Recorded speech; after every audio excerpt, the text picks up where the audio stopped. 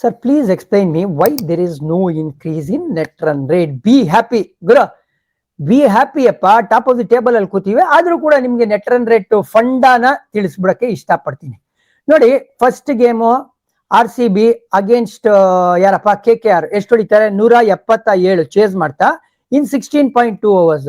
ಈ ಗೇಮ್ ಅಲ್ಲಿ 196. So total ಮಾಡಿದ್ರೆ 373 ಡಿವೈಡೆಡ್ ಬೈ 36.2 overs. ಯಾಕಂದ್ರೆ ನಾವು 16.2 overs ಅಲ್ಲೇ ಮಾಡಿದ್ವಿ. ಸೊ ನಮ್ಮ ರನ್ ರೇಟ್ ಬ್ಯಾಟಿಂಗ್ ಅಂದ್ರೆ ಫಾರ್ ರನ್ ರೇಟ್ ಎಷ್ಟಿದೆ ಗೊತ್ತಾ, 10.30 ಇದೆ.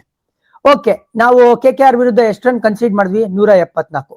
ಈ ಗೇಮ್ ಎಷ್ಟು, 146. ಟೋಟಲ್ ಎಷ್ಟಾಯ್ತು, 320 divided by how many overs, 40 overs. ಯಾಕಂದ್ರೆ 20 ಓವರ್ KKR ಆಡಿದ್ರು, 20 ಓವರ್ ಇಲ್ಲಿ CSK ಆಡಿದ್ರು. ಅವಾಗ ಎಕ್ಸಾಕ್ಟ್ಲಿ 8 ಬಂತು. 10.3 ಮೈನಸ್ 8 ಎಷ್ಟು, 2.3.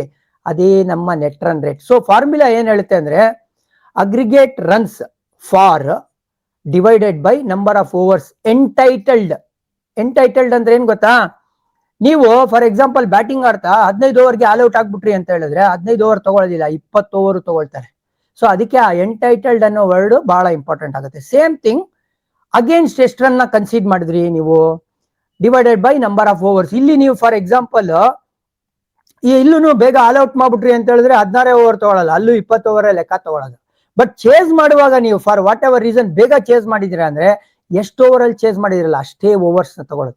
ಸೊ ಇದು ಸಿಂಪಲ್ ಫಾರ್ಮುಲಾ ಇರೋದು.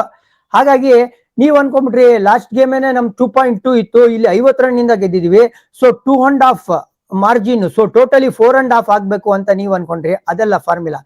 ಅಗ್ರಿಗೇಟ್ ರನ್ಸ್ ಎಲ್ಲಾ ಮ್ಯಾಚಸ್ ಆಡ್ ಮಾಡಿ ಫಾರ್ ಅಂಡ್ ಅಗೇನ್ಸ್ಟ್ ತಗೊಂಡು ಅದನ್ನ ಡಿಡಕ್ಟ್ ಮಾಡಿದಾಗ ಎಷ್ಟು ಬರುತ್ತಲ್ಲ ಅದು ನೆಟ್ ರನ್ ರೇಟ್.